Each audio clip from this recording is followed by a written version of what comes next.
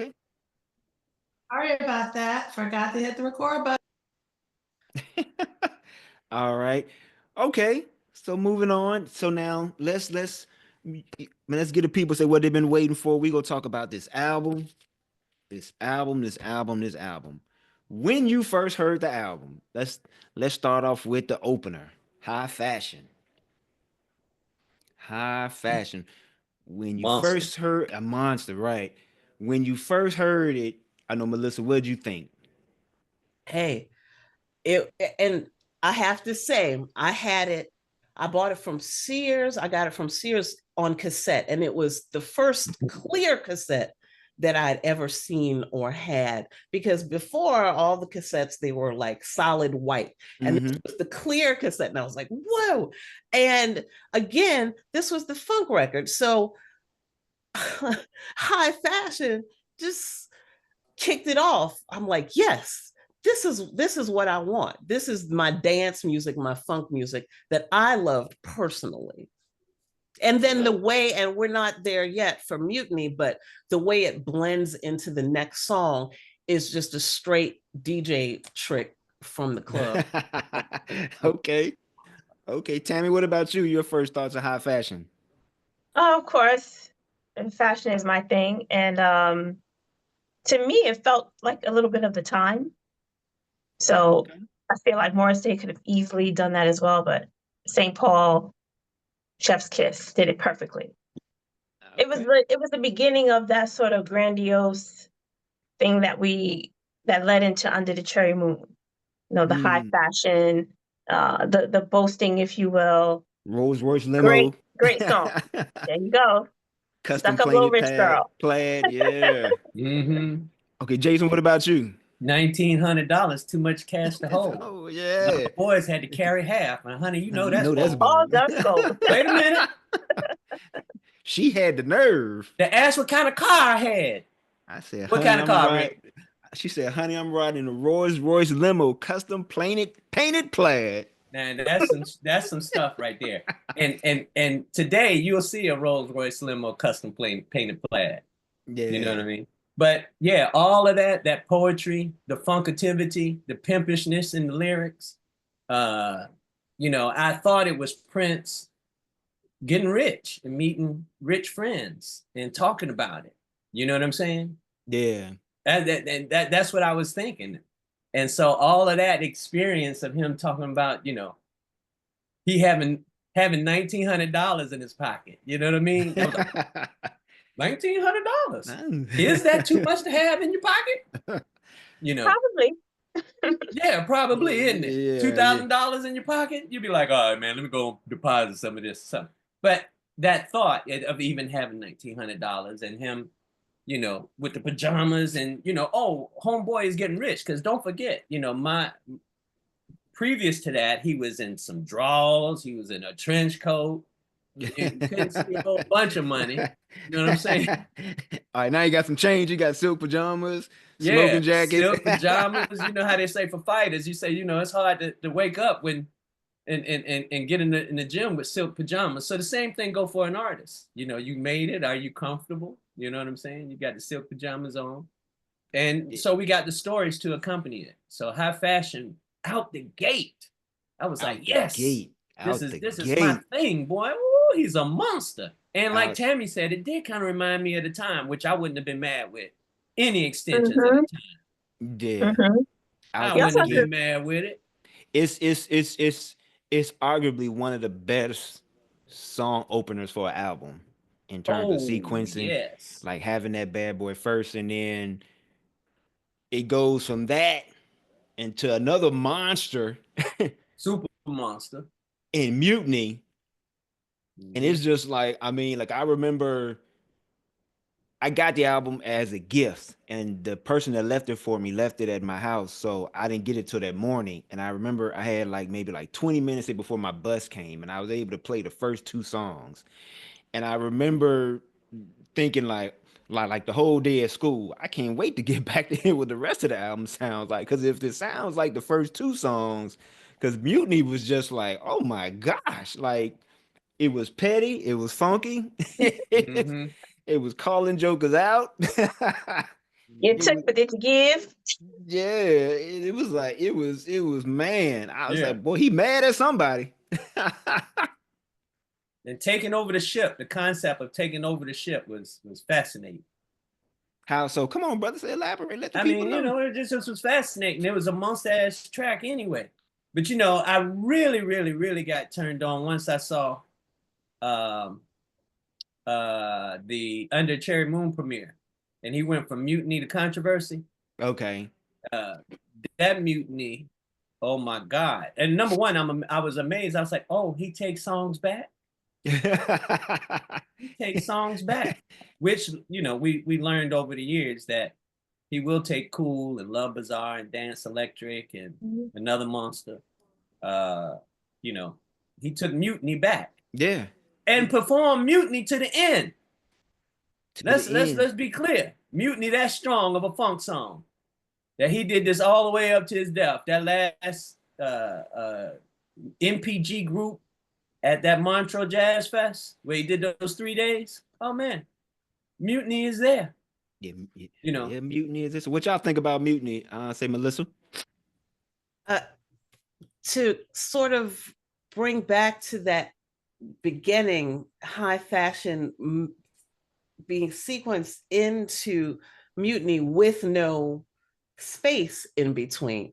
I always thought that was really clever. And also, again, as a DJ who mixes with vinyl, still mixes with vinyl, that and knowing or reading about how Prince would love to go to clubs, test out his records live with DJs in nightclubs. That's a straight DJ trick. What they did in between those two songs wasn't exactly a blend, but it was a beat match, and they had space with the drum beat. So if you were a DJ and you just wanted to start it at Mutiny, you could start with those drums. So he was thinking so creatively in terms of club play and for dancers with the LP, 12 inches aside, just with the LP. I thought it was brilliant. Okay. Okay, Tammy, what you got? Mutiny, definitely, I love it live. It still stands today. To your point, he took it all the way to the end, just as he did with Kiss. So that era, that 85, 86 era, it stood the test of time. It stands the test of time. So I love Mutiny. Yeah, it's definitely one of his sequencing of songs for his albums and protege albums. This is probably one of the better sequenced albums in terms of how the songs flow. Because then it goes from high fashion, mutiny, and then it goes into screams of passion, which is like My ministry. you said It's your my ministry. That's my ministry. You know, that's you know, screams of passion. You know, I've always said I always felt that was one of his better lyrically written songs. You know, like just the words alone, you know, is you know, quite poetic. I think I used that, you know, back in the day when we used to get those English assignments. I bring a poem to class. I'm sure my English teachers thought I was mannish because I scribble out the words of scream the passion on some paper and be like, here you go, you know, get an A on the assignment. But they probably thought I was being mannish, the, you know. But I just love the song, man. It's just like a perfectly, you know, it's just like one of those songs. It's just I can't find a fault in it. I can't fault the drums. I can't fault the strings. You know, like the only thing I fault is that he took the bass out, and even with that, it's still not that big of a thing where I'm, you know, that put off with it. It's just a wonderfully well written song. I mean, man. I think Eric Leeds touched on that he wasn't too pleased with the bass taken out of a lot of songs when D'Angelo during their keynote speakers. So I hope that there's somewhere where they can be heard and not destroyed. But to the point, there's some mentions in the chat that I'm seeing across the screen. What I love about the family, it was the beginning of Under the Cherry Moon and the Parade era. Most So definitely. Parade is a very important thing. And also the tinkerings with Madhouse, as we all know. So Yeah. You know, I think you know, summer 85, fall 85, well, all of 85, you know, I mean, the Minneapolis sound say was very, very strong. And I think, even within the Minneapolis sound, you have subsections where it started to go, not deviate from it, but like mature in other ways and show other sides of it. And then I think this was the first um kind of outing that when we got where we saw another dimension to what was known then as, say, the Minneapolis sound, having the strings, you know, on Screams of Passion. Like, who would have, I mean, you got a debut group coming out, their first single, you got a string section on it. That's It was a bold move during that time when we came off of disco, funk, then pop with these sort of synthesizers, and now you done brought in the strings. Yeah. And I don't know, like, would you guys say like Screams of Passion is a ballad? Like, is it a ballad or is it just like mid tempo? It's, I mean, because it's not like, crowd the dance floor danceable, but it's not. I mean, it's mid. Oh, we got a dance floor with the Screams of Passion when What? DJ Spinner puts that Okay. on. We on the Okay. floor. We in it. Hey, Yeah. we on it. So I would say it's mid tempo with the potential to be a ballad. Um, but what was great about that and my exposure to classical music, please don't laugh, Tom and Jerry. Oh, that's all of us. The cartoons, the arrangements in the cartoons, piqued my interest into classical music. So it just went from there, and now you're listening to Beethoven and Bach and so on and so forth. And excuse my enunciation, Saint Georges Bolognese, the very first Black composer. So that was the beginning of it. So when it was so prominent in Screams of Passion, I was in heaven. Okay, what you got, Melissa? Okay, so yeah, for me, Screams of Passion is straight funk, and I have the 12. Yeah, you've got the 12-inch background. I have the 12-inch here, and I was actually, I guess I learned something new every day. I didn't realize the song didn't have bass because in the 12-inch, and I don't recall it on the studio, there's an isolated part where all it is bump, ba-da-da-da, bump. Yeah, I know what you're talking about. And I assumed that was the bass. That is hardcore funk and also gorgeous. And I'm glad people are mentioning in the chat Claire Fisher strings, who, again, Prince is like, yeah, I did Purple Rain. I know what y'all are used to. I'm going to bring you back to Barry White string orchestration and the funk like Maceo Parker and James Brown. And Claire Fisher, so interesting, as an arranger for strings, typically was working with jazz artists, but then he pops up on Rufus albums in the mid 70s. Yep. So it is very, the whole track is very funky and lush all at the same time. So different and unique. Yeah. Well, just so you know, there is no bass in the whole album. Like, it's mixed out of the whole thing. So it's like no bass. But then what was being played during that isolated part? Probably the keyboard part. What is that? So probably the keyboard part. Okay. Oh, Keys yeah. on That's a bass on the keyboard bass line. Yeah. Yeah. I'm gonna make my plea now. Dear Estate, if you cannot give us a super deluxe, the least you could do is give us a remaster of this album.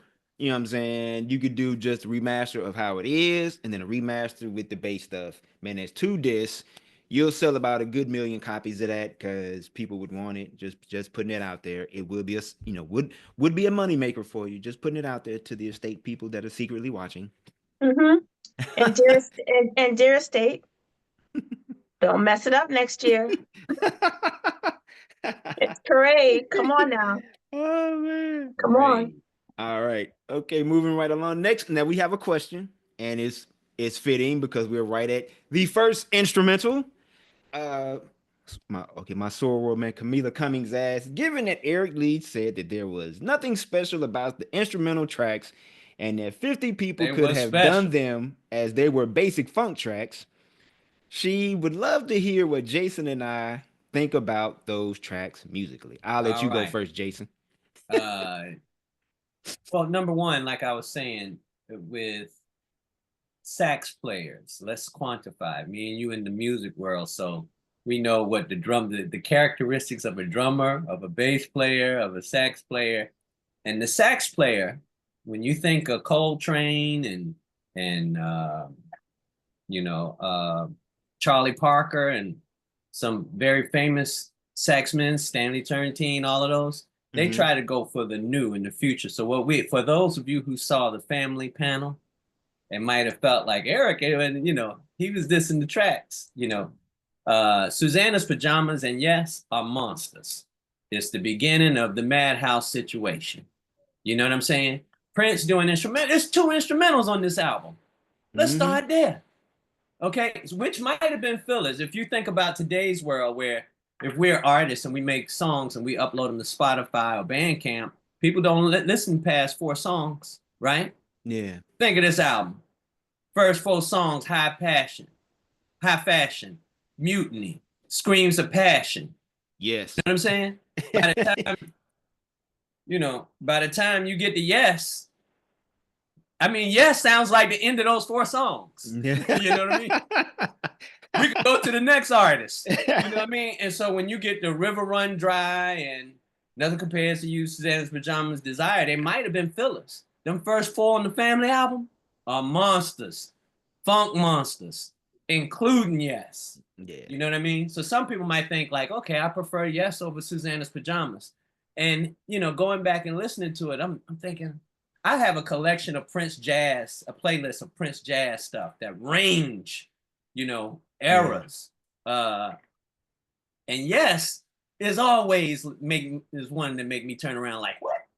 Yes, ooh, it's so funky, right? Yeah. And Susanna's Pajamas, hands down, is funky. That should have been on the Madhouse album, Yeah. So this is, we talking about an album with 8 songs, probably the biggest impression made in the first 4 songs with 2 instrumentals on it, right? And the 2 instrumentals they hold up. Eric is great, no disrespect, Eric Leeds, but those songs are jamming and they hold up today.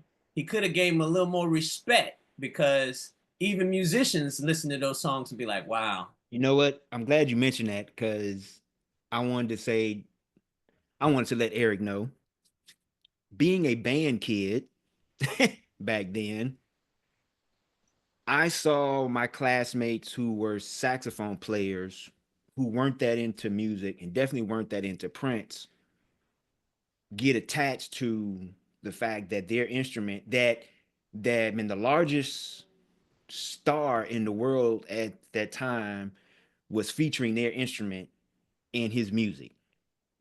And he was doing songs that featured their like instrument. Trombone players couldn't say that. Trumpet players couldn't say that.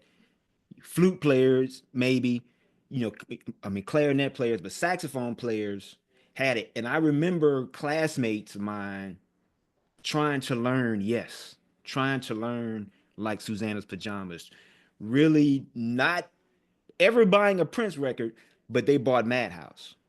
They would come to me and ask me to tape, Yes for them, or tape Susanna's Pajamas. And so, you never know who you're going to expire. Now, to Eric's point, he probably does know 50 people that could write a funk jam, but could those same 50 write Screams of Passion? Right. Could those same 50 write Mutiny? Could those same 50 write High Fashion? And not just write it, but they play it all themselves. And then have someone else like come in and feature on the horn and say like what have you. So I say all that to say is that those songs, I think, pre Madhouse, but they did more for a lot of people than what Eric may realize, in terms of young kids playing saxophone, being like a musician, identifying that, hey, Prince is one of the largest in the world and he has a saxophone player. Yeah, we can't blame him. He was looking for new though. Yeah. Eric was looking, to this day, Eric is still looking for the new.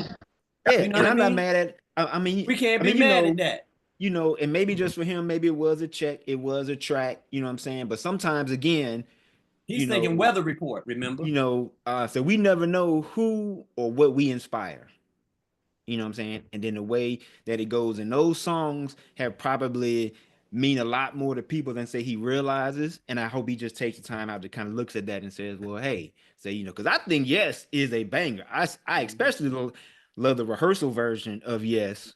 You know, man, when they cut loose on it, you know, and I would have loved to have seen, you know, Madhouse do more of Yes and Susanna's Man Pajamas, because I think both Me of them are too. killer tracks. Yeah. You You know, and preaching on here, Ricky. you know what I'm saying? And I'm almost, you know, if you were to do a gig and you start playing Yes or like Suzanne's Man Pajamas or Six, somebody in that crowd is gonna come up to you and be like, that's a Prince song. Yeah. I guarantee Just that. because it's a style. Yeah. Yeah. Just because it's style. So, Mhm. ladies and gentlemen, welcome. Our other esteemed guest, Law, welcome, brother. Glad you could make it. Thank you so much. Thank you. What's up, y'all? Good to hear You know what I'm everybody. saying? What's up, Hey, Law? Law, what's up? I mean, before we get off Yes, because I want to give Yes some more love. Tammy, say Melissa, y'all want to share some thoughts about Yes? You know what I'm saying? You Yeah, know, y'all want to.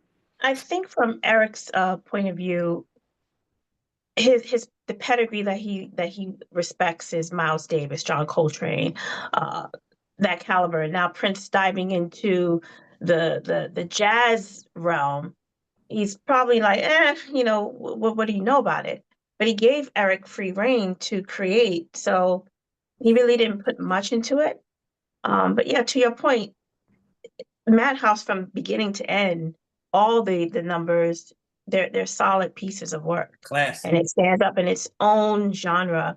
And even Eric Leeds, my favorite, you know, player, you know when Eric Leeds is playing, he has a sound. So I hope that he knows, my fellow Capricorn, that we appreciate both sides of the spectrum, but he should probably understand that from our lens of being children, that got us into diving more into jazz. And my grandfather, you know, loved Most jazz. I still definitely. have all of his, I have all of his vinyl. So it's important. You never know who is going to touch. Yeah. Okay, Melissa, what you got? There has always been a tendency to diminish funk. George Clinton once said, true funk is jazz. And speaking of George Clinton, one of the Parliament Funkadelic side projects that came out in 1978, Fred Wesley and the Horny Horns Come featuring on. Rachel Parker, there is a song called When in Doubt, Vamp. That's right. I don't mind the vamp. I don't mind the That's funk. right. And Prince included it because he knew how powerful it was in that moment, pushing back the way he was with Around the World in a Day post Purple Rain. In essence, he's pushing back against what people think will be his next project with what I term a funk record. And there's nothing wrong with the funk. Okay. They Law, always what you try to got, brother? Come separate on funk in. and jazz. Take it from me.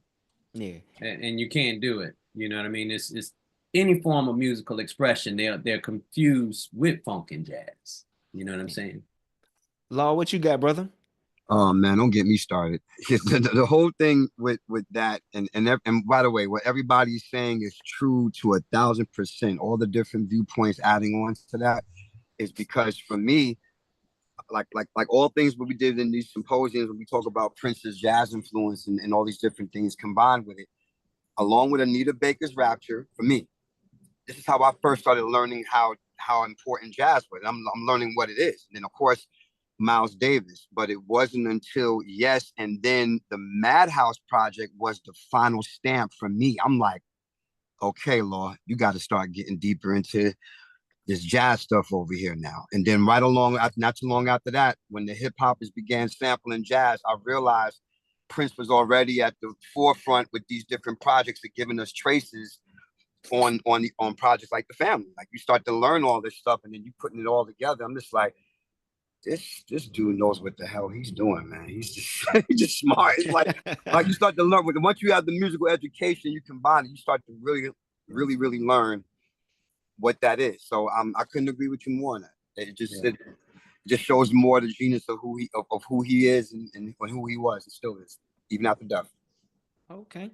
All right, moving right along, man. Flipping over to side two, because it was a side 1 and 2 back then. Probably one of the only songs not written by Prince on it, but was still a banger. A River Run Dry. Yep. Oof.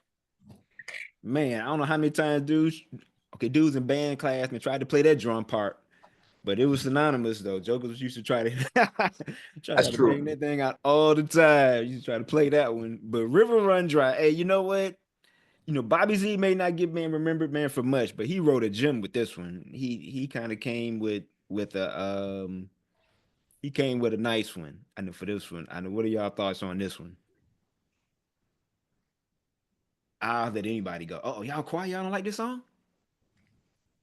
No, I was typing in the Oh. chat. No, we Oh. love River Run Dry. The Oh. tempo of the drum pattern, Jelly Bean Johnson, a beast. So I love the song. I love the song. Great song. I love the song also. I'm curious, well, not curious. It's interesting to me that this would not have been chosen as a first single because for me, with the packaging and, everything around it, with Prince, I just see in his mind, this is a crossover opportunity. It's almost like Maurice Starr with, founding and bringing new addition to the limelight. And then several years later, he's like, I can do the same thing, but then I can make that pop money with New Kids on the Block with a different face, a white face instead of a black face. So I love the song. I'm curious as to why this would not have been the first. More like that 80s pop sound that was happening as opposed to the funk record that is Screams of Passion, which was the first single. Okay. Yeah, I always thought it was just one of those, how you have every album has a deep album cut or a dope album cut. I thought this was always one of those. I never thought about it being a single because the first side had High Fashion and Mutiny and all that. I thought this was just like a dope album cut. I thought it was really cool. All right, Jason. Okay, well, I guess Jason and Law say we'll be back with us. All right, man, moving right along. It's not the only ballad. I take that back. The strongest ballad on the album. Nothing compares to you. This is probably the only version outside of the Prince and Rosie Gaines version that I acknowledge. No shade to anyone else. I just thought this version was always better. And I will always think that this album version is always better than that other person's version. But I remember like hearing this in real time, thinking like, wow, he is really guess whoever he wrote this about, and I'll admit at the time, given the magazines that say we read, Black Beat right on okay Rocket. So I thought it was about Vanity. I was like, wow, he must really miss her. Not knowing it was about his housekeeper at the time or his personal assistant, but I gave into the moment. But what do y'all think of this song? Then tell us about the house. I didn't know that. Yeah, her father passed away, and this is how the song was born. Well, let the people know. Yeah. So she left, and she was like his personal assistant type thing. And so he wrote this song because he was missing her. Okay. So that's for all those people who speculated back in the day if it was about this person or that person, we all were wrong. Yeah. But it's a beautiful song though, man. It's still, it still stands the test of time. I think it's a great tune. I've always thought it was a great tune. It really captures the moment of what he was trying to get across. So no, see Lee, I can't give love to that other person. Sorry. How did the other person get the song? That always baffled me. Not to this day, I don't know. How did the other person get the song? And then why that song? Great question. Well, let's back up first because that song, when I heard it, didn't sound like a hit. It didn't sound like a hit. No, okay, not the family version. He means the other person's version. The family version with no but it beat sound on like a hit to it. you? Claire Fisher strings on it. To Okay, me, did it sound like a hit to you? Didn't sound like a hit. Okay. Didn't sound like a hit, bro. And that's why it was never a single. Maybe. Okay. Okay. You know? Hot And take then there, the other Jason, but girl okay. get it. I'm thinking, okay. When Sinead O'Connor has it, I'm thinking, okay, no justice done. But that's the funny thing, like Manic Monday. You know what I'm saying? When you hear Prince do it, do that sound like a hit? No. Yeah. Well, Yeah, to me it does. To me, it don't. So if I'm the executive at the label, get that one out of here. But when it come with the Bengals, that's a hit. Yeah. When you think about the marketplace, right? Okay, that makes All girl band. I see your point in that. Yeah, no. I'm thinking if I'm in the industry. So if I'm thinking, okay, that's not a hit today. Maybe somebody else can do it. Prince got a bunch of them that he sang that probably, you know, think of songs like Witness or something that is jamming, but somebody else can take it and make it even a bigger hit. Or Bruno Mars or somebody. But and that's what happened with Sinead O'Connor. It was like, well, you know, she got it. She ain't got no. She got one more hit. She be singing in front of the nation of Ireland. But she, you know, in terms of singing, I learned that there was a good song when she got it. An even better song in terms of penmanship. Okay. So let me add. So Law, what'd you think of the song? Because I saw you shaking your head.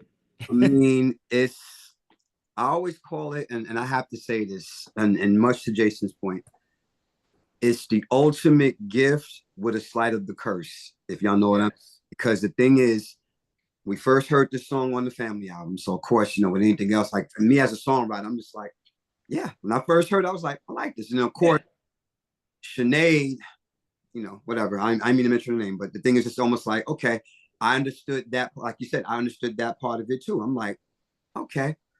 And then for me, because I'm sitting here saying to myself, am I going to ever hear for me personally, I'm like, am I going to ever hear Prince do at least some of the songs that he actually wrote that other people begin to make famous? And then of course, to hear always, and this is my truth to this, with every Prince song that everybody has covered in one form or another, and this is my opinion, and same thing when it comes to Stevie, it never trumps the original. So for me, it's like hearing Prince sing it the way he wrote it before he, you know, presented for the project or whatever, it holds that standard for me. But the Family is between the Family and Prince doing it, those are the definitive versions for me. And again, it's a song that we never somewhat get tired of hearing. And then every now and then it was like, okay, well, they could have did something else, but you know what? I can kind of take this in a little bit. So it's one, like I said, it's one of those like love. I don't hate it, but it's one of those love and like, okay, do we have to do this particular? Do we have to hear am I lying? Do we have to hear this particular realm of that, or do we? And then very quickly, like when it comes to things of all Prince, I get over it. Yeah. I just get over it. I'm like, you know what? Same thing with any other artist who we love. But that song, of course, still, if they had to pick the songs that help define Prince to an audience or any form of an audience that wasn't necessarily mainstream, that's one of the songs. That's one of the songs. Okay. That's true. I know now we've talked about Susanna Lyn's Pajamas already. So let's go straight to Desire. Oh, wait, hold up. I didn't get Backing a up. chance to. Yeah, Okay. we're going back up. To what, Nothing Compares to You? Yes, we Okay. got back up. Okay, go ahead. Go ahead. I'm sorry. I think the Family, of course, that's the beginning version that we heard. That is beautiful. That has its compartment. Rosie and Prince. That version. Oh Lord. Oh yeah, the Smoker. Yeah, of course. By And there's a when she does it live with him in this video. I can't remember the video, but it's it from was the Hits just package. Yeah, I know what you're talking about. absolutely beautiful. Yeah. Her range, and they complement each other beautifully. Now let's talk about the Eminem in the room.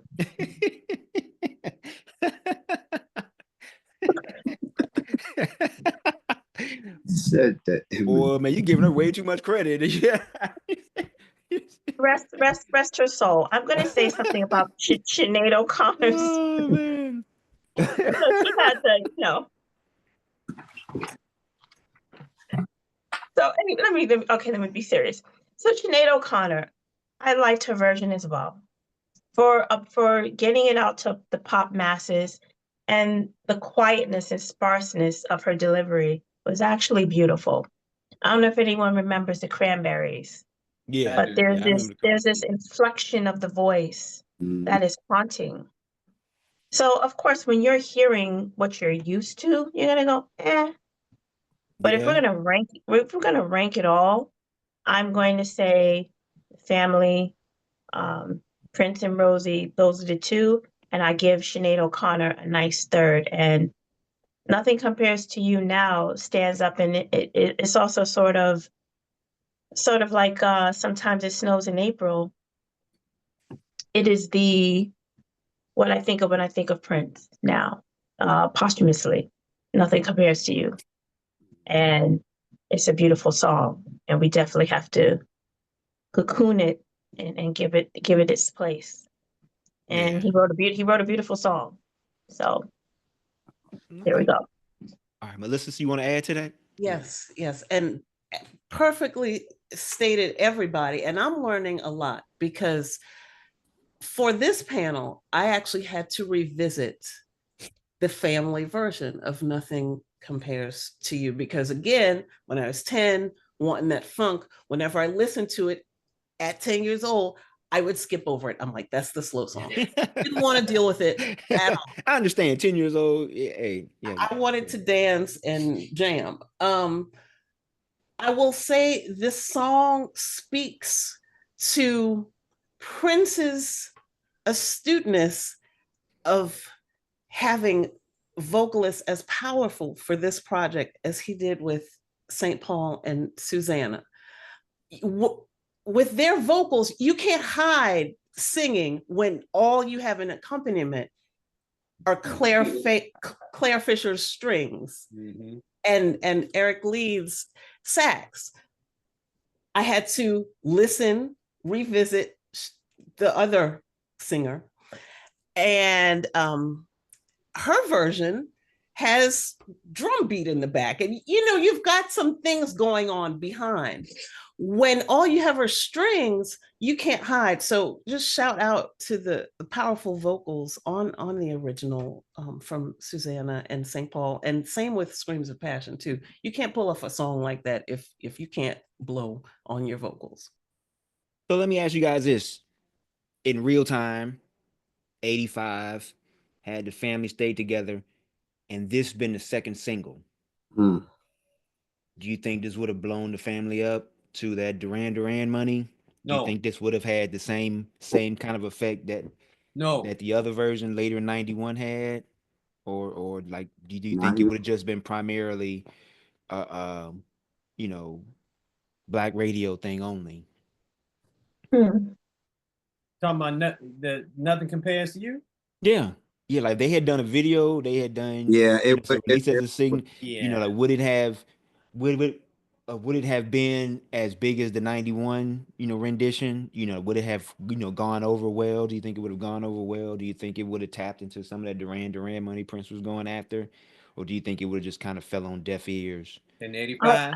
I think it would have done well, because now you would have had those breakout artists or Blue Eye Soul doing covers of it. So I think there's a possibility. Like, imagine Hall & Oates singing Nothing Compares to You.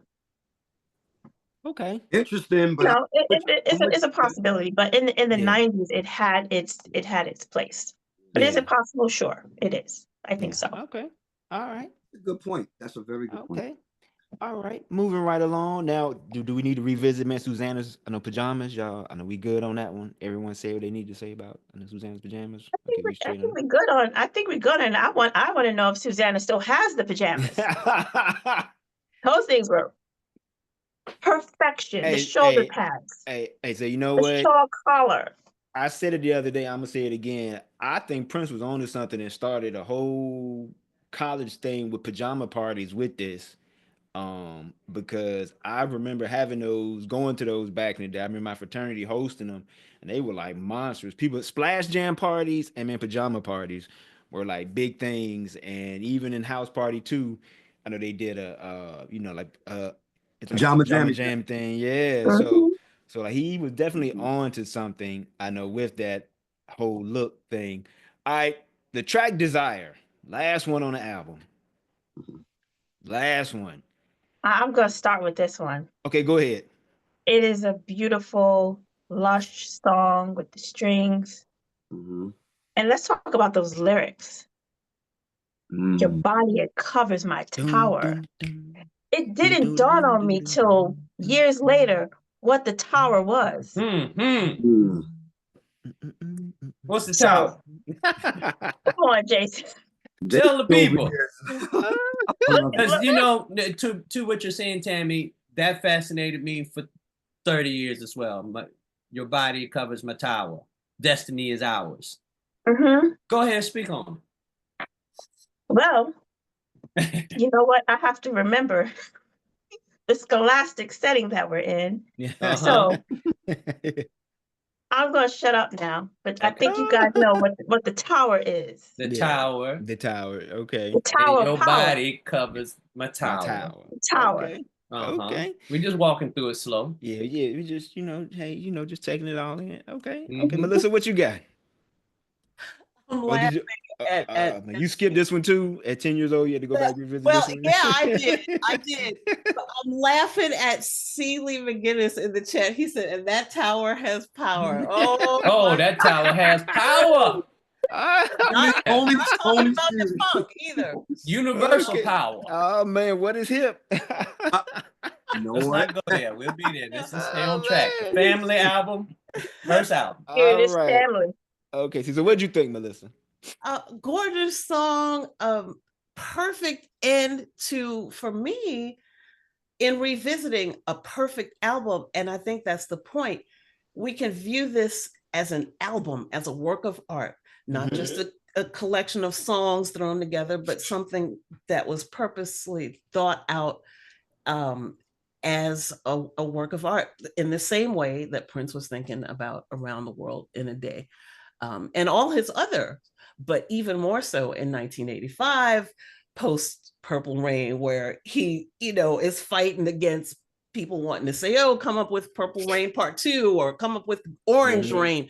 He wants to do his own thing. So yeah, as an album and as an end to an album, perfect. And also mysterious, because who is the family? When I think of family, I don't think of these kind of sexual innuendos going on. So raises a lot of mystery, which is par for the course. Okay. This All right, Fleetwood Law. Mac family. Law, what you got, brother? Man, again, desire, like, I mean, she expressed it so eloquently, and that's really, when you look at how the tracks line up, what a perfect way to kind of end that particular thing. Because like most of us in this thing, I mean, I personally would have loved to see another album after that, considering where Prince was going with all these different intersections with his sounds and testing him out with these different projects he's putting together. And once again, shout out to, I've been a Claire Fisher fan since Rufus. Y'all know how I feel about Rufus and Shaka. So for me, it was almost like my understanding, because this is me at around, like 9 or 10, around that age, 9 or 10. And I'm really starting to correspond to all of this stuff. And Desire hits the nail in the head for, I'm just sitting here like, now of course, years later, I would learn, when I started learning about songwriting, I would hear the lyrics, but I'm not really, I'm still like, this seemed like, okay. And then the more deeper I got into Prince's psyche, as I got older with the writing, I would go back and revisit. And I'm like, this motherfucker here. Y'all know how, because You ain't slick. I put it from a street aesthetic, because it's mind blowing for a songwriter like me, because very much like Soul Sister. Now I don't skip over song, because as a songwriter, I'm more, of course, funk and rock and hip, that's the pinnacle. But of course, as a producer and songwriter, now I'm getting into all these different arrangements and these lush orchestrations and the ballad form of this, very much like Condition of the Heart. Like that was the one I had to get into later. Like I've heard it, but it was almost like, okay, that's nice, that's cool. Then later on, it's like, oh, you know what? This hits me a little bit different. Desire has that same effect with me. Okay. So even now, when I heard the first one, I was like, yeah, but then as I got older, I appreciate it even more. I'm like, you know what? Just again, Prince is a fucking genius, period. I mean, that word, we've been saying that for over 30, 40 years, but that's one of the testaments to how his brain works. And I love it. That's my take on it. All right. Jason, what you got? For Desire, Yeah. Well, Desire, when I think of Desire and when I hear it, I think of Prince's poetry, which he said was one of his strongest attributes, right? Mm-hmm. You know, it makes you, it's not moving. I like the bounce of Desire. You know what I mean? Now let me clarify something. Ricky, you know this. In the world of funk, it's everything. It's condition of the heart. It's nothing compares to you. Mm-hmm. It's everything. And as you see in Mono Neon's manifesto, he said, you know, prettiness on the top and the funk on the bottom. You know what I'm saying?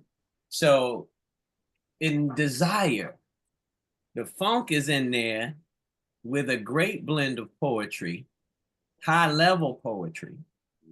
And when it comes to song making, you know, because as I work with, you know, Carl McIntosh from Loose Ends, he can take a song and rework it where you think it's done. But to him, it's like I'm trying to put the power of the words and the melody in place. And I think Desire does that really well. You know what I mean? It's not a lot of instrumentation or music that need to go around it. It's just got that bounce. Boom, boom, boom, dun, dun, dun, dun, boom, dun, dun. It ain't much going on. So it's now penmanship and singing. So I respect and appreciate Desire. And I still listen to it to this day. Mostly everything on this family album, I listen to this day, except y'all can cuss me out. It's nothing compares to you. Well, you know what? You know what I'm saying? Because there's other versions of nothing compares to you. If I want to hear it, I'm gonna hear Rosie singing and Prince, right? You know what? So I'm glad you brought that up because I wanted to put this to you all and to our, you know, people in the chat. There were 2 outtakes that didn't make the album: Feline and Misunderstood.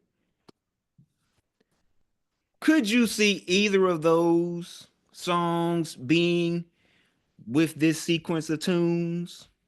Or could you see either one of those tunes, I know, replacing one of the tunes that are already in this sequence?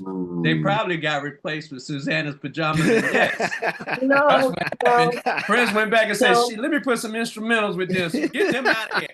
But conceptually, when you look at the photos of the family, the album, the sound of Claire Fisher Incorporated, the pajamas, there's an idea here. And those 2 might not have fit the idea. Yeah.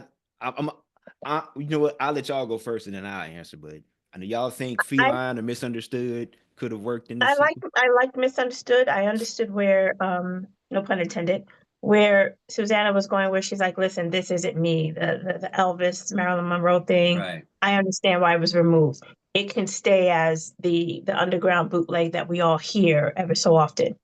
Feline, Madhouse. Absolutely. There you go. Okay. The end. Okay. Melissa, what you got? You know, I listened to those and did some background digging with Feline. It doesn't need to be there, but I could see where it would have fit. But I'm glad Paul Peterson pushed back against that lyric. What lyric? Wound up on Holly Rock for Sheila. Oh, right. Don't you want to be my, you know, her saying it isn't as risque, questionable as, so I'm glad, and now I know why that would not have been on the album. So shout out to St. Paul for standing up. Law, what you got? Well, as usual in the connotation when we talk outside, me and Tammy are always here with a lot of stuff. So that you basically spoke it. Like I've always, when I first heard Feline, I said, this is definitely like either precursor Madhouse or could have easily been put in that section. While Misunderstood, you can kind of see where, and again, why Susanna probably, and they could be like, okay, well, you know what? It's dope enough, but can we so either one of those things. So but it's like the imbalance of both of those songs being great, but it's almost like I can see why that particular song would move in that direction, while the other one would be in the other direction. So yeah. Can we Still dope ass songs though. Still like I think I hear why they got left off. Like I don't think either one of those tunes are as strong as what's on the album. I think this album is probably one of his better sequenced albums, period. It is. Not just Protege albums, but anything Prince touched. Like this is one of the better sequenced albums. Like it flows from high fashion to like to the and desire. Like it really flows very well. And I mean that first side that rivals the first side of almost Sign of the Times. You got Sign of the Times, Playing in Sunshine, Housequake, and Dorothy Parker. You got High Fashion, Mutiny, Screams of Passion, and Yes. I mean, absolutely. I mean, I could also see Feline on the Black Album. Possibly. Okay, there we go. Come on, Tammy. Okay. Yep. And yeah. I probably get interesting why he didn't pull that out for that. That's I definitely I know see that. I know before we move on, I want to know now album packaging. He put a lot into this because no Protege album ever had a gatefold with photos of the band chilling, lying around, lounging. He took pictures, for the color photos on say the inside.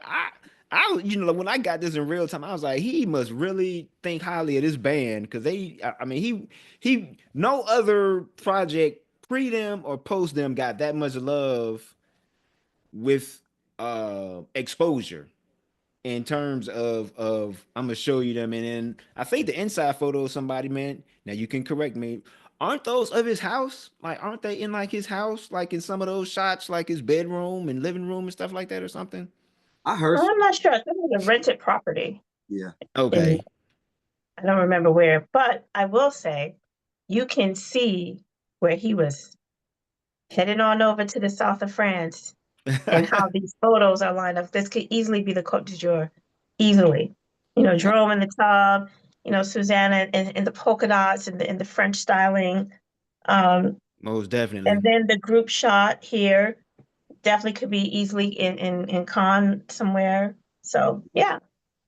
Man, I remember back in the day, brothers was hyped because St. Paul man was rocking the polo, the Ralph Lauren polo shirt because that was a fashion thing back in the day, especially in Atlanta. Jason know what I'm talking about. Jokers used to have on a polo shirt, boy. Used to that collar was up here. Yeah, he got the collar folded up. He got on the white polo he got the collar folded up. Jokers was like, okay, like he cool.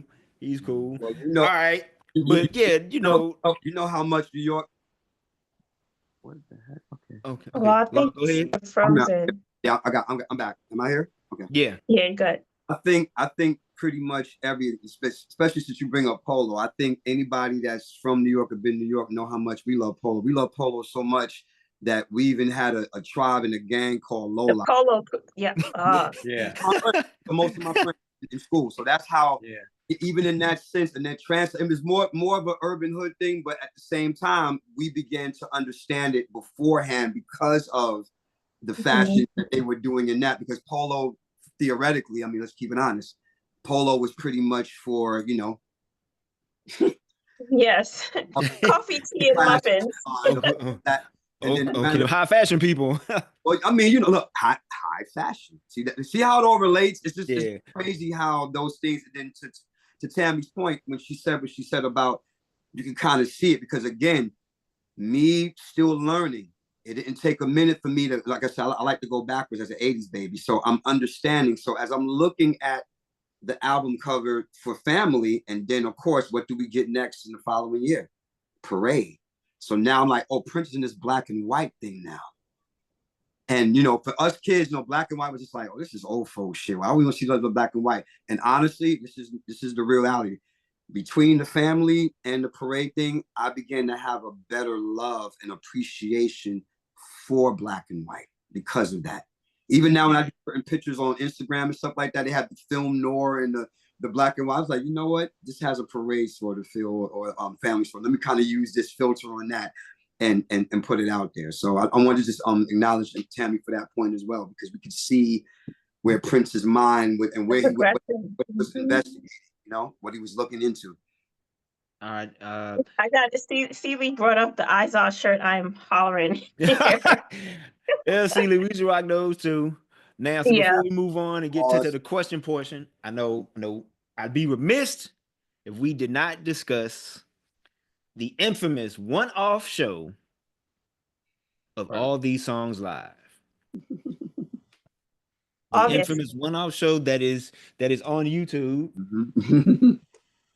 You know, shout out to Miko Weaver, Billy Crothers, who played keys on their gig, Alan Flowers, who played bass, you know what I'm saying? And I think the Melvoin brother that played keys as well, because they helped bring that stuff to life. How did you guys like hearing this material live? Because, well, I know for years we had it where we didn't have it live, where we, you know, and then with, you know, YouTube and people sharing their bootlegs and things, we were finally able to hear it live. Like, what was your impression once you heard these songs and got to see them live? Like delivering these songs. Like, what did you guys think? Anybody? I'll start. When I Go ahead. go ahead, Tammy. No, you go ahead. It brought it together. They had the pajamas on up there. The choreo was there. They're going through the material. That live element is happening, but I could see where Prince wanted to tighten things up, and that's why it was a one-off show. But it's still a great show. Now, when you look at Romance 1600 live and that sort of cohesiveness, it needed some fine-tuning. It is a great show, but it was just the beginning. Yeah. And there were some things that were a little bit off, a little bit sharp, a little bit pitchy. But as a whole, it was fantastic. Okay. It was just the beginning. So I wish there was more. I wish they spent more time with it. But of course, he's already on to Under the Cherry Moon. So that was that. All right. So, Melissa, what you got? I only had a question about it. Were they opening for someone, or was it just their show? No, it was just them. It was just that, okay. It was just my them. question was, why is the crowd dead? Right. I think they were familiar. I mean, it's like a new band going up there. You don't know, so they didn't know what to expect. And sometimes if they say, "Hey, if Prince touts a group coming out," they're kind of expecting Prince to come out. Yeah, that's usually the thing. I don't know. That's a great point. I think it was unfamiliar material for him. Yeah, I guess I'm spoiled being from New Orleans, living in New Orleans. Well, we go to the show, whether we know it or not. If we feel the feeling, we feel it. Yeah. That's the only question I had. I'm like, why is everyone just standing there? This music, whether they were familiar or not, they were grooving as best they could. Because I agree wholeheartedly where the tighten up could come into play, but I'm glad for that document. I didn't know it existed, so thanks for bringing it to my attention. I know. Law, what you got? It was one of those things where I heard about it for so long and didn't believe that it actually existed, because again, like she said, like Prince was already off to the, so I'm like, we didn't have access to these things, and I started learning about bootlegs later on. I'm just like, is there anything? And when I finally saw it, much to everybody's point that watched it, especially once again, Tammy nailed it completely. I'm like, yeah, I could kind of see where it was experimental in the way. And to the contrast to the crowd, I saw a Maserati show. Now, mind you, that was a whole nother thing. You know what I mean? With the Maserati project, you could kind of see like the energy even in that, which is way different from what the family was doing. Even though they had a certain kind of thing with what they were building on that. But so much to Melissa's point, even with that, when you look at the balance, and I'm like, okay, this is interesting too. I'm like, they're not really, but like you said, to the point, it's like, okay, they're either waiting for Prince to come out, or they're not really, they're trying to understand, like, okay, we know it's affiliated, we know it's part of the whole thing, but okay. Yeah. But that's about it. And then again, I think CD said in the comments, he said, because the band did not have a chance to grow. There you go. Yeah. Yeah. So imagine It- I mean, and the thing is that, because think about it, not to make it the extended thing, but same thing with Maserati. Think about it. Same time. And Maserati only had what? one show. Still kicked ass. I love Maserati. Still kicked ass. But the thing was that we didn't hear it after that. It's like, okay, now where do we, outside of singing on Kiss, and we know that story, we know the backstory on that. But the thing is that we didn't see anything else. So much to CD's point, if they would have had a chance to grow, I think that would have definitely been a huge turnaround in the continuation of that, and might have helped to change Prince's mind. Prince does what the hell he wants to do when he wants to do it. So he probably would have been like, well, let me work more on this to do that. But nevertheless, still a good show of things to come. And I'm glad that we have that moment in that time where we're able to say that there's an actual family show as a testament to the greatness that it could have been based upon the project. So. Okay, Jason, what you Also, got? I'll add more. I have one more thing. The Family Now, their shows are fantastic. Went to the Family Jam, Joe's Pub, had a chance to see them numerous times. It's a tight unit, and love all those guys. Thank you for that, Tammy. And that was the thing I was going to agree with Law. And coming from anybody in that live space, it's a conversation where the people need to get together and learn each other. And clearly they didn't have time to do that. And when you put Miko and some other cats in the band, they like musicians for hire to play the family material.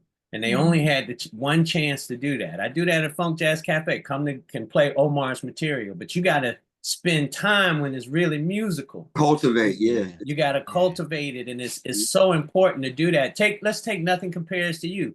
How do you pull the live meat out of that? What I mean by meat, meaning that thing that can turn you out live. It's not, you're not at home. You're not in four walls. You know, like it's, you know, you remember we used to see James Brown and he would play at a tempo faster. That's for the live effect. You've seen, let's take America. America on the record didn't hit you, but America live? It smacks Prince you in the is head. the king of taking a song I'm sorry that you don't know. I mean, that you didn't really vibe with on the record.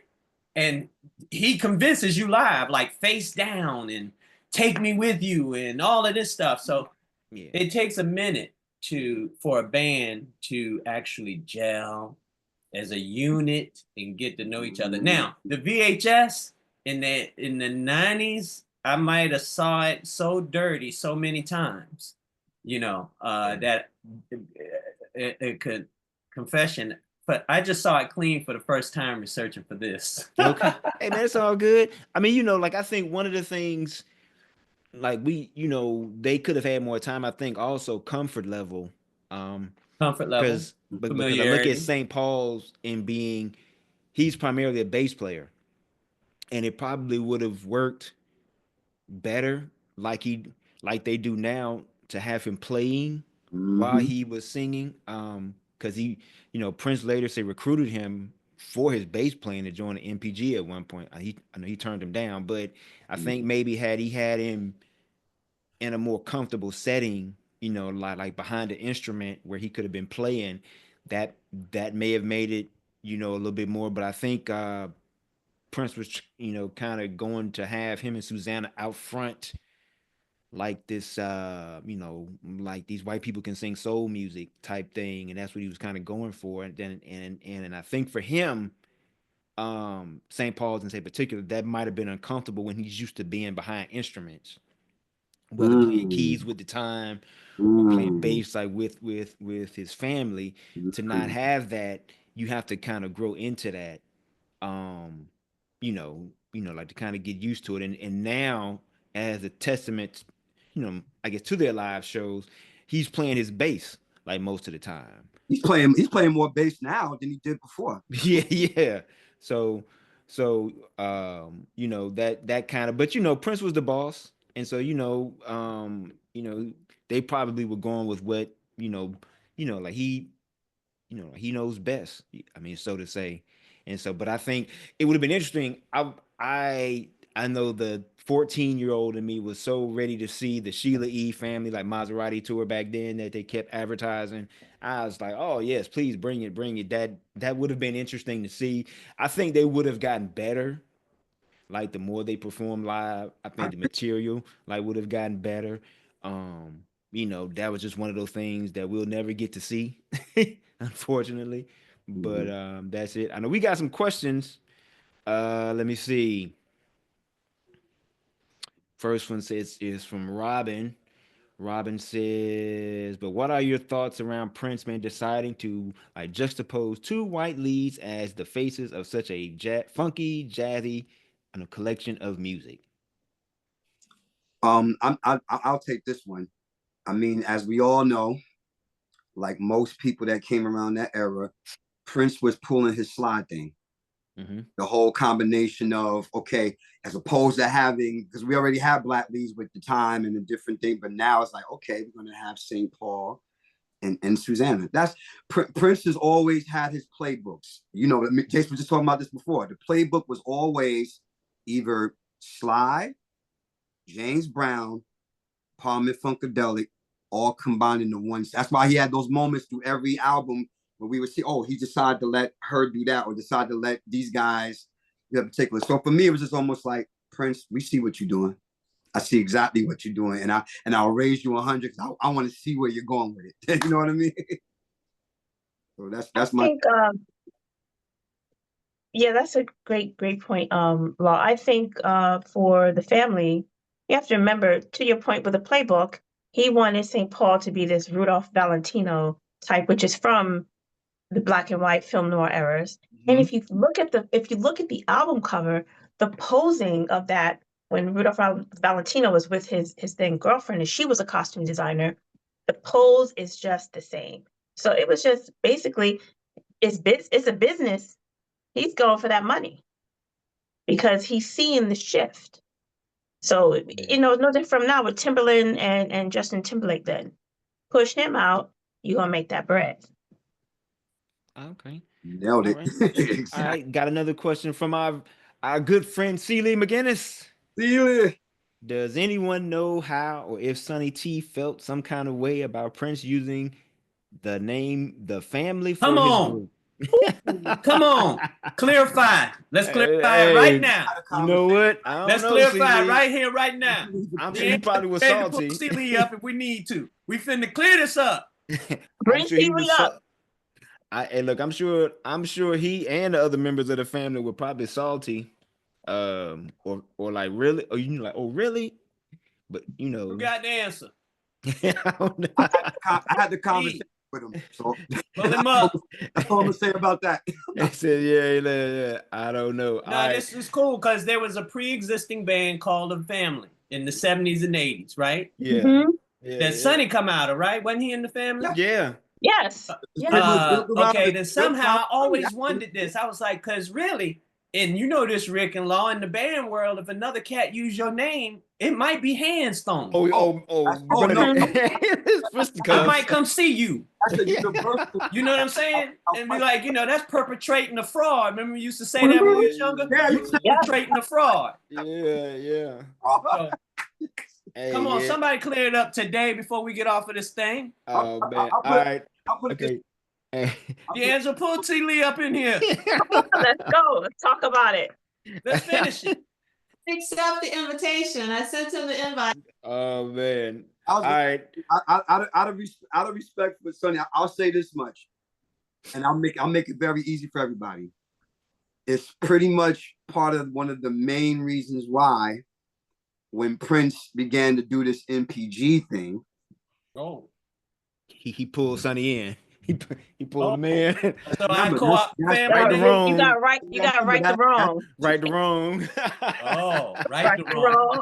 Right. I remember, very much like Charles Stephanie did to Maurice White, Sonny T is the only dude that can tell Prince, shut the fuck up. You already know, dude. Yeah.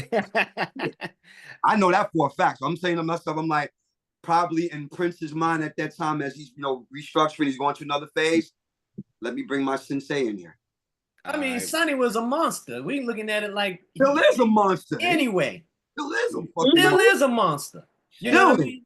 Like, Hey, oh man. yeah, we gonna get him. And Prince said that was who he idolized as a bass player. Absolutely, yeah. If you So know, yeah, you always and you know this law. If you like, I'm gonna get him. Oh, I'm gonna get him. Yeah. I'm gonna get him. Yeah. I'm gonna get famous enough to get him. Yeah. You know what I'm saying? I'm gonna get him. whooping his ass for using the family name. So think about Prince's mindset at that point. Prince is very calculated. We know this. Come on. It's like we had the family name. He's been in Minnesota. I'm changing up some things here. I'm gonna put Levi on guitar, and I'm just gonna bring my sensei. Not just his. That's Terry's sensei too. It's almost like Sonny. And why thinks Sonny stayed for so long, even after when they restructured MPG like 3 fucking times. And who was the main factor out of that whole thing? Sonny was there. Yeah. All right, But guys. we gotta give. He was calculated, but Prince did always. He brought his people in. Yeah. He always rounded it back, and that's a good thing. All right, we got 4 minutes. I need one word to close out in describing this album. One word from each of you. One word, Ricky. Come on. Hey, man, that's only time will permit, brother. One Funky. word. If you had to funky, okay. Somebody else. Lascivious. That one word, Rick, is too hard, man. And we scholars. The one word is too hard. Use one word. What you got, Tammy? What you say, Tammy? Lascivious. Okay. Woo. Oh, well, Tammy is the SAT smartest word. of all. She used SAT words. Necessary. Okay, necessary. Yeah, necessary. Okay. You might as well break it down. Say one syllable. Okay, Melissa, what you got? Well, funky was taken, so I'm gonna say 3 syllables. 3 syllables. No, I'm just kidding. I'm just kidding. I'm just kidding. I'm gonna say I don't know. I'll pass.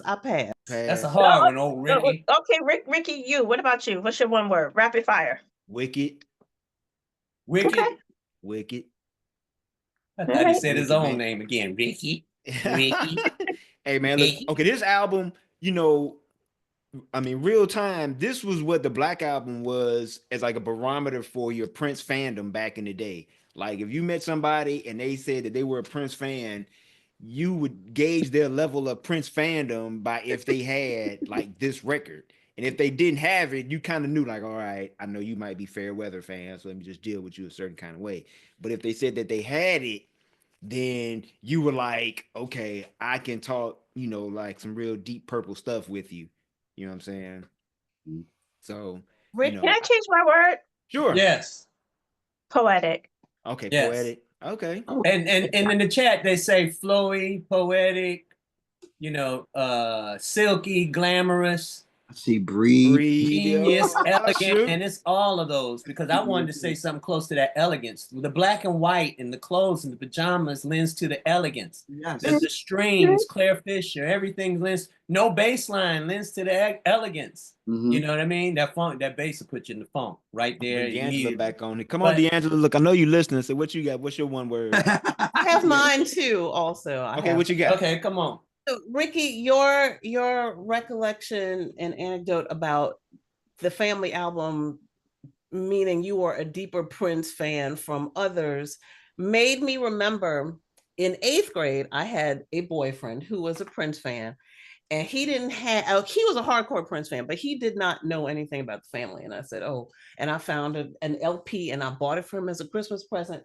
And the wrapping was designed like the package. It had lace and pink and silver, and it was thick. So inspired by that, I'm going to say beautiful. Hey, okay, that's the best one. Yeah, that's what we're all looking for. Okay, the beautiful experience. All right, we're looking for D'Angelo, what you got? I see you nodding your head. It's lush. Lush. Nice. It is lush. I'm gonna add one more thing. Come on. Between the family and parade, man, Prince has taken me to places I never thought I'd be, and made sure to get to the south of France to see all those places, Oh, that's what's and up. be in that zone and uh, walk down the streets of Nice in my pajamas. So that's how much it is still with me 40 years later. Okay, one last So, question. What are your thoughts on the impact that the family had on shaping the sound and aesthetic of future Paisley Park acts, and what precedent did they set? That was from Who gave you that? Chat GBT or something? no, no. the best. Or better yet, where do you rank this protege act in all of Prince's protege acts? You know what I'm saying? Oh, Oh, That's even better one. oh, that's even better. We can go down the line. Come on, Melissa, you first. I'm a huge fan of The Time and Vanity 6 and all of the protege acts, but I will say, as an album, my favorite protege acts are The Time and Vanity 6, but as an album from start to end, The Family is number one for me. Okay, Jason, what you got? Let me kind of frame this now in terms of the favorites are the ones that I listen to, have listened to throughout the years mostly, and that would be Madhouse 8, then The Family number 2 on the Protege albums, right? Okay. And then the Time and Vanity 6 and Eric Leeds Times Squared, so which is an extension of The Family, right? Eric Lee's sound is just as important as Maceo's sound to James Brown in Parliament. Yeah. I mean, he's a cleanup man. You know what I'm saying? He's a cleanup man. Bad cleanup. So, I mean, he can make your bad stuff sound good by cleaning it up, right? Yeah. So I rank The Family as like my number equal with Madhouse 8. Okay. The Family album, to what Melissa said, it is true, top to bottom. This is a good listen album. Out of the Protege albums, it's like The Time and Vanity 6, and I love The Time. But the Family album offers some, as D'Angelo says, some lushness and some beauty that Melissa said that ain't in those other songs. Those other songs are gritty and raunchy and funky, meant to be that way. So this was that first step, that Family album. Hey, Tammy, what you got? Well, hold on one second. But Jason, Madhouse isn't really a protege album, is it? For me, Madhouse equals Prince. Well, it's more than Prince, right? I mean, it wasn't just Prince. That's almost like a first Eric Leeds album, right? Heavy. I mean, because when you think Susanna's Pajamas, 6.5. That's carrying it, right? Okay. So I'm thinking Eric Leeds. When I'm hearing Madhouse, I'm thinking Eric Leeds, extension Eric Leeds. When I hear Times Squared, I'm thinking, oh, this is almost like a Madhouse album. Madhouse, yeah. Sometimes if you listen to, I have to go back and watch some of my interviews with Eric Leeds. He said that Prince would come up with some of those horn lines. Makes sense. Not all, they're hooky. Even though Prince didn't play, he could hum out those songs. He knew what he wanted to hear. Like George and Bootsy did for Parliament Funkadelic. Gave to Maceo and James Brown. He couldn't play it, but he could tell you da da da da da. Those were the vocalists. Yeah. So that's Prince hummed that. Okay. And how many times y'all have to tell him to say, choke the cymbal, choke it? You know what I mean? Just breathing. Choke it. Tammy, what you got? Oh boy, let me get ready. Okay, so it's gonna be kind of long, but not too long. I'm gonna make it brief. As a visual beginning for a young girl, Vanity 6. That's number 1. Number 2, I'm gonna go with The Family. I don't consider The Time a protege album, even though you put that together. I feel like they're so they were kicking Prince's ass at one time. So the time stands on its own. So I'm gonna separate them. Sorry, Prince, I love you. So Vanity 6, The Family, Jill Jones, Violet Blue. Look at Law. Look at And Law. then I'm gonna bring it up a little bit, like years, catch it up a bit. Bria Valente. Ooh, okay. Let's get some Bria Valente. The music on that drum is Her dope album too. is, I listen to that Elixir more than That Minneapolis Valente Sound. joint is dope, boy. That joint got some dope grooves on it. I Oh. don't care what nobody say. And Tamara in the Scene. Tomorrow, oh, Jesse, give Jesse some love. That's it. Okay, Law, what you got? Oh, nobody likes good questions. Somebody just mentioned good question. Ain't nobody gonna talk about good question. Ricky, tell them who good question is. I pretty much summed up most of it throughout the conversation we've been having. And by the way, this is definitely one of the best ones we've done, bar none. Shout out to D'Angelo once again, and shout out to everybody with the viewpoints. Family, definitely for me, again, just a true testament to my idol in terms of, again, the importance and the impact, you know, even without fanfare or knowing, but like I said, much to the advantage of hardcore Prince fans in Minneapolis Sound and us learning and knowing what it is. And the impact, I mean, as far as I'm concerned, for me being who I am, anybody that's seen my show, you already know. If one thing they always request is like, hey, Lord, do that Controversy Mutiny mashup. I said, because that's my testament to doing that. And I had the pleasure of playing Mutiny on stage with St. Paul and Jelly Bean in Minneapolis. So that if that don't tell you nothing else, you know, for me, it's almost like the whole mixture. But the Family is one of those, it's number 3, if not to say protege, but it's definitely number 3 on the side project list with things involving Prince. It's definitely like my number 3 out of my top 10. So okay, all right, good stuff, people. That's all right. Right, we went over a little bit and we're going to go over a little bit more because Law, I can't remember, you have so many shows coming up, but can you tell us for Bitter End show and anything else you want to promote so folks can come out and see you? Okay, well, let's run it down the line.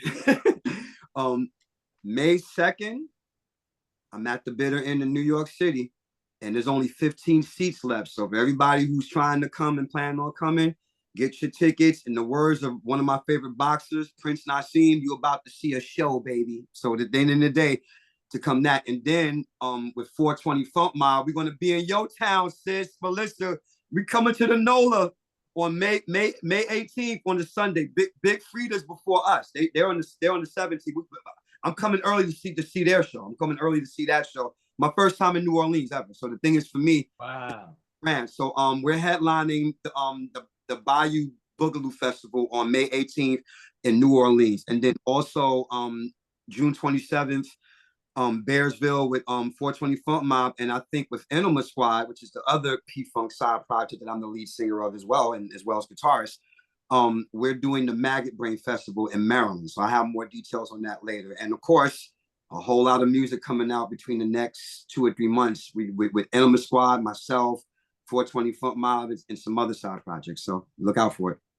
All right. And then Melissa, go ahead, Tammy. Did you want to say something? Oh, just wanted to mention 2 things. The Met Gala is coming up, and we are doing a watch party here in New York at the Velvet Brooklyn, and also Prince related. My homie and I, Chris Robb, are teaming up again and doing a show on April 21st at Chelsea Music Hall, and we have a special guest photographer, Robert Whitman, and his art. So yeah, that's it. Get tickets. All right. And Melissa, do you want to talk about, I know you don't have the details yet, but just talk about the Purple Takeover in June. Yeah, sure. Thank you. And Law, I can't wait to welcome you to my city and my home. And in New Orleans for the past 5+ years, because it used to exist under a different name, Purple Takeover is near week-long celebration that I host of Prince themed events, June 7th and that surrounding time. And then it caps off with a huge party. About 800 to 1,000 people show up every year, where I mix on vinyl Prince and Prince proteges, and I have my Love Sexy dancers flanked around me, and we jam all night. So that's coming up. That's dope. I gotta see that. Jason, talk to the people how they can keep up with everything that you got going on. I don't know how to keep up with me. I'm trying to keep up with me right now. But we're on all social media under Funk Jazz Cafe, FUNKJAZZKAFE, not a C. It's that funky way with a K. And I'm doing a lot of things. I'm just in that space to where I'm cooking. So when I come back up, you know, you'll see the results of the products. It's very exciting. You know. And last but definitely not least, Ricky, talk to Well, you can catch me on Saturdays with D'Angelo and Michael Dean and C. Lee hanging out, cutting up. In between time, I'm working on some instrumental albums. You know, I got to do for TV, film, and video games and all that type stuff. You know what I'm saying? Hope y'all enjoyed it. This was great. Thank you, D'Angelo. Thank you, D'Angelo, and thank you, Ricky, and everyone. It was a lot of fun. Thank you, everybody. I Listen, hope Tammy, y'all Ricky, enjoyed it. Law, Shout out to the E. family for a great album. You know what I'm saying? 40 years later, we still celebrating y'all. You know what I'm saying? Giving We'll us something to celebrate you talk for about. another yeah, And, you know. and she knows how much I love her, because in case y'all didn't know, I came straight from a flight. So we heard. I know we heard, brother. Took the show in West Palm Beach, and I'm like, I said, ain't no way in hell I'm missing this. So literally, when I was in the Uber getting dropped off, and literally said, coming to the station, I was listening to everybody. I was tuning in, and then when I finally got my footing, I was like, okay, here we go. See, Law, you should have had on your pajamas at the airport. You know, really floss on them. The cargo sweats will do. You know, I'm comfy. We've gone over just a little bit, but we do have time. Our next and final session will be the family presentations. That's going to start at 4:30, and we're going to have Greg Howard moderating, and we're going to have Big Sexy presenting for the first time. So I can't wait to see Big Sexy's presentation. And then we're going to have Andrew Scott, Ronna Nicole, and Adam Rudiger, which is going to be amazing. So I hope that everybody will come back in about 20 minutes, do a bio break, move your bodies, hydrate, all that jazz, and we'll see you at 4:30. All righty. For amazing conversation. Loved it. Thank you, D'Angelo. It was great. Thank you, D. Thank you. And Melissa, hit me up. We got to talk. You bet. Got to talk. So I'm excited. I'll see y'all later. All right, bro. Peace, Have everybody. a great show and have a great time. Thank you. Take care, y'all. Love y'all. Love y'all.